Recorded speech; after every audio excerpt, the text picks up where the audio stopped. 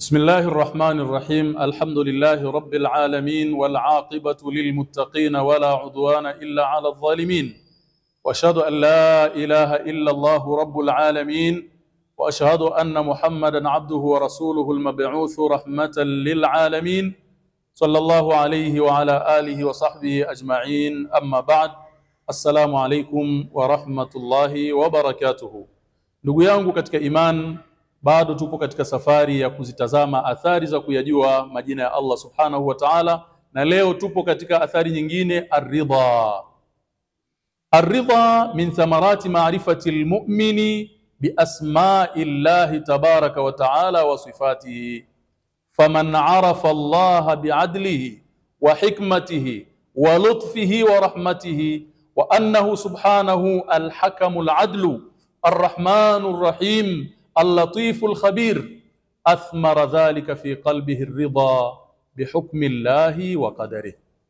Ndugu yangu katika imani, Muislam anapomjua Allah, muumini anapomjua Allah subhanahu wa ta'ala ukweli wa kumjua kwa majina yake na sifa zake, akajua kwamba Allah subhanahu wa ta'ala katika sifa zake ni al-adlu, ni mwadilifu, akajua kwamba Allah jalla waala katika sifa zake ni al-latif, mpole kwa waja wake, ar-rahim, mwenye huruma, wa annahu subhanahu wa ta'ala al-latiful khabir, mwenye kuyajua kwa undani yale mambo ya ndani kabisa ambayo yamefichikana kwa wanadamu, Allah anayajua, na nyinginezo katika sifa za Allah. Akajua hivyo, athmara dhalika fi qalbihi ridha, inaleta natija. Elimu hii, maarifa haya yanaleta natija kwa mja huyu, ar-ridha bihukmi Allahi wa qadarihi.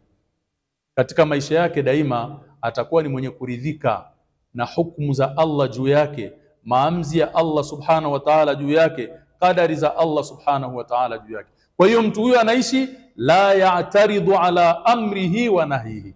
Huwezi ukamkuta anaingilia na kuhoji juu ya maamrisho ya Allah, hawezi kuhoji juu ya makatazo ya Allah, hawezi kuhoji juu ya maamuzi ya Allah. Ala sabili almithal, Allah jalla wa ala anaweza akaamua akafanya jambo, alafu kibinadamu sasa, kwa nini imekuwa hivi? Allah haulizwi kwa nini, kaamua. Kwa nini haikuwa hivi? Kaamua isiwe hivyo. Kwa nini? Kwa sababu yeye anajua zaidi. Ala ya'lamu man khalaqa wa huwa al-latiful khabir. Kwa nini asijue hikma ya kufanya hivyo, hali ya kuwa ndio mwenye kuyajua ya ndani, ni mwenye habari na taarifa ya kila kitu? Kwa hiyo kullama zdada ilmu al-abdi bi asma'i Allahi wa sifatihi, kila maarifa yanapoongezeka, maarifa ya mja ya kumjua Allah kwa majina yake na sifa zake, izdada ridahu bi hukmi Allah wa qada'ihi, faida anayoipata anakuwa ni mwenye kuongezeka ridhaa, anakuwa radhi na hukumu za Allah na maamuzi ya Allah subhanahu wa ta'ala. Kwa nini? Annahu ya'lam, kwa sababu mja huyo anajua kwamba mpangilio wa Allah jalla wa ala lahu khairun, maamuzi ya Allah juu yako ewe mja muumini ni khairi tupu. Kila anachokupangia Allah ni khairi tupu, na kwamba Allah jalla wa ala anayajua maslahi yetu kuliko sisi. Takupa mfano ndugu yangu katika imani. Chukua mfano wa kawaida tu. Sisi kama wanadamu, mtu akiingia katika maisha ya ndoa, mwanamke au mwanamume, umnia yake kubwa, matamanio yake na matarajio apate mtoto. Lakini Allah anaamua, huyu anampa mtoto, huyu anamnyima. Na inawezekana aliyenyimwa mtoto ana uwezo, aliyepewa mtoto maisha yake duni. Subhanallah. Sasa hawa wana shida walizonazo, maisha yao wenyewe ya dhiki, alafu wana watoto wengi. Alafu tazama maajabu ya Allah. Wale ambao riziki yao ni ya tabu, anaweza kuwa na watoto 10, 15. Wale ambao mipango yao iko vizuri kabisa, maisha yake smooth yanakwenda, lakini hana mtoto. Subhanallah. Huyo ndiye Allah subhanahu wa ta'ala al-Hakim, mwenye hikma katika maamuzi yake. Sasa lau kama ungeliambiwa na ukakhiarishwa mwanadamu, lau yani nufrid, ingelikuwa inatokea hivyo kwamba Allah anakuletea salamu na kukuuliza, katika mpango wangu na makadirio yangu nimeona nisikupe mtoto, kwa sababu kama nitakupa mtoto huyo atakuwa ndio sababu ya dhiki yako katika maisha mpaka unaingia kaburini. Sasa chagua, nikupe tu huyu mtoto atakayekutia tabu na dhiki, hutoonja raha ya maisha, au nisikupe mtoto ili nije nikupe aliyokuwa mazuri badala yake. Bila shaka utachagua khiari ya pili. Chukua mfano wa pili, hapo hapo kwenye ishu ya ndoa na kupata riziki ya watoto. Yuko mtu ambaye Allah Jalla wa Ala amemkadiria watoto wa kike tu, yeye nafsi yake maskini anatamani angepata mtoto wa kiume.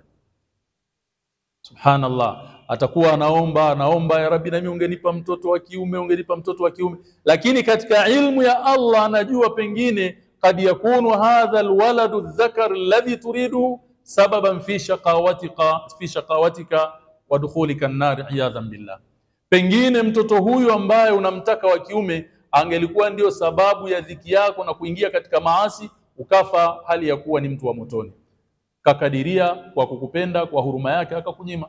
Ndio Allah Jalla wa Ala anatueleza katika Qur'ani katika eneo hili kwamba yahabu liman yasha'u inathan wa yahabu liman yasha'u dhukur au yuzawwijuhum dhukuranan wa inatha wa yaj'alu man yasha'u aqima. Allah anaamua, huyu anampa watoto wa kiume peke yake, huyu anampa wa kike peke yake, huyu anamchanganyia, mwingine anamnyima kabisa, kwa hikma anazozijua Allah subhanahu wa ta'ala. Kwa hiyo lau mja angelimjua Allah subhanahu wa ta'ala biasmaihi wa sifatihi wa anna min sifatihi alhakimul adl, akamjua Allah kwa majina na sifa zake, na kwamba Allah Jalla wa Ala katika sifa zake ni al-adlu, al-latif, al-khabir, angeridhika walam ya'taridh biaqdarillah, asingeweza kuingilia wala kutia comment katika maamuzi ya Allah subhanahu wa ta'ala. Kwa hiyo kumjua Allah kunarithisha ar-ridha, kuridhika. Walidhalika kana min duaihi sallallahu alayhi wa alihi wasallam, ndio maana ilikuwa katika jumla ya maombi ambayo mtume alikuwa akimuomba Allah, anamwambia as'aluka ar-ridha ba'da al-qada, na kuomba Mola wangu unijalie niwe na sifa ya kuridhika baada ya maamuzi yako unayoyapitisha juu yangu. Watu wengi utawasikia kipata msiba, kipata matatizo, wanatengeneza swali, kwa nini? Kwa nini mimi? Kafiwa, kwa nini? Kapata hasara, kwa nini? Na wakati mwingine inafika pahala mwanadamu kwa kutokujitambua na kutokujua anapeleka mashtaka ya Mola wake kwa kiumbe. Mtu anakazana kumshtakia Allah subhanahu wa ta'ala kwa wanadamu.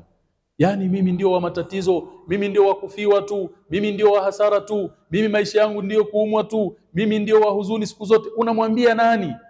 Na hii mipango inatoka kwa nani? Je, unamshtaki Allah kwa waja wake? Kwa hiyo utakuta hapa tatizo kubwa, mushkila, na kinachotusumbua ni kutokumjua Allah ni nani, ni kutokuzijua sifa za Allah, ni kutokuyajua majina ya Allah. Kwa hiyo ndugu yangu katika imani, pia na kazania kuyajua majina ya Allah, kuzijua sifa za Allah, itakusaidia pakubwa sana katika kuiweka sawa imani yako, itakusaidia pakubwa sana katika kutengeneza mahusiano yako na Allah subhanahu wa ta'ala yakawa mazuri. Qala Ibn al-Qayyim alayhi rahmatullah, wa kullu ismin min asma'ihi wa sifati min sifati, kila jina miongoni mwa majina ya Allah, kila sifa miongoni mwa sifa za Allah subhanahu wa ta'ala, wa af'alihi, na matendo yake Allah Jalla wa Ala, dalatun alaiha, yanajulisha juu ya utukufu wa Allah subhanahu wa ta'ala. Fahuwa almahmudu, yeye Allah Jalla wa Ala ndio mwenye kuhimidiwa, almahbub, mwenye kupendwa, mahmudun ala kulli ma yaf'al wa ala kulli ma amara.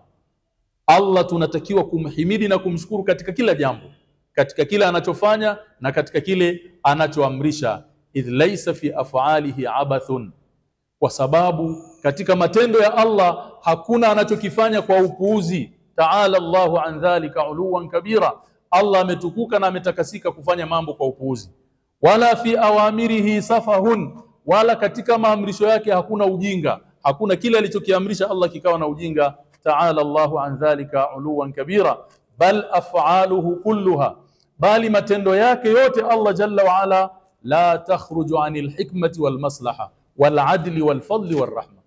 Matendo yote ya Allah ni kwa hikma maalum, ni kwa maslahi yetu sisi waja wake, ni kwa uadilifu wa Allah, bali ni kwa huruma ya Allah subhanahu wa ta'ala. Wajibu wetu tu ni kuyatazama yale ambayo ni makadirio yake Allah juu yetu, tukayatazama kwa mtazamo huo. Na kila moja miongoni mwa mambo hayo yastaujibu alhamda wathanai walmahabbati alayhi, yanatupelekea na kutulazimisha tumhimidi Allah, tumshukuru Allah na tumsifu Allah, bali tumpende Allah subhanahu wa ta'ala. Wa kalamuhu kulluhu sidqun wa adl, na maneno yake Allah yote ni ukweli na ni uadilifu. Wa jazaohu kulluhu fadlun wa adlun, na ulipaji wake atakavyowalipa waja wake yote ni fadla, ni ihsan na ni uadilifu. Fa innahu in a'ta fa bifadlihi, Allah akitoa kumpa mtu chochote ni kwa fadhila zake. Wa rahmatihi wa ni'matihi, ni Allah anakupa kwa fadhila zake, sio kwa sababu unastahiki. Na yule aliyemnyima sio kwa sababu hafai. Utoaji wake Allah ni kwa sababu ya fadhila zake na rehema zake.